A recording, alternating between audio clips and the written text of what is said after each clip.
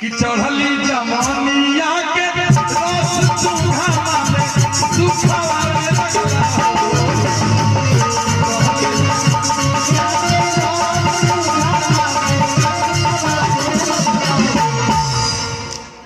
किनु मामा गलती कर कटिया कर गइल कब बोझा कटला सो जगह बुलाई गले तो पानी के है जे हमनी के खेत ले जे हम के नाव में उतरनी आदरणीय गुरुजी चल जाए कॉलेज में पढ़ावे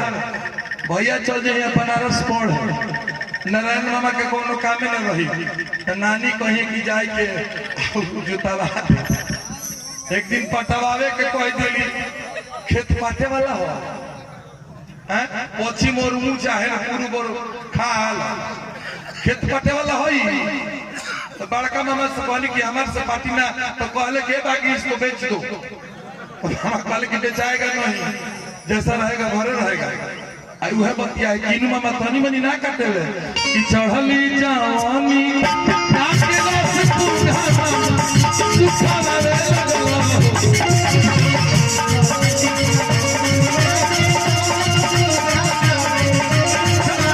के राजा उछूतल नाही के में हो जिया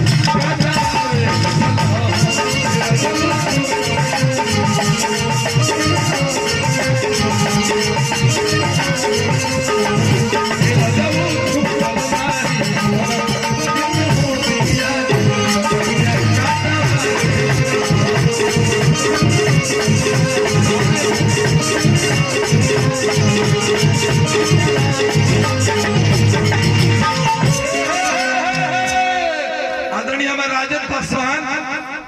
हम तो डेरा गई है नान मुठी कहला ये खाली इधर प्रोग्राम करके पैसे न दिले बोले साहब हम समाचार दे नान पासवान आशीर्वाद ए मामा छूछे नान मुठी कहि तो कुछ पैसा तार के मिली बुझा तार न आगे भगवान के कृपा प्रकाश में कहे हो सकता स्वागत तो बंदन में आ तो आखिर में कहला और की ससुरा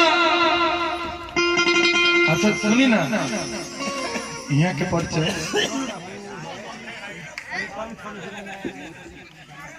आई है ना आई रहो रोटी ना हुई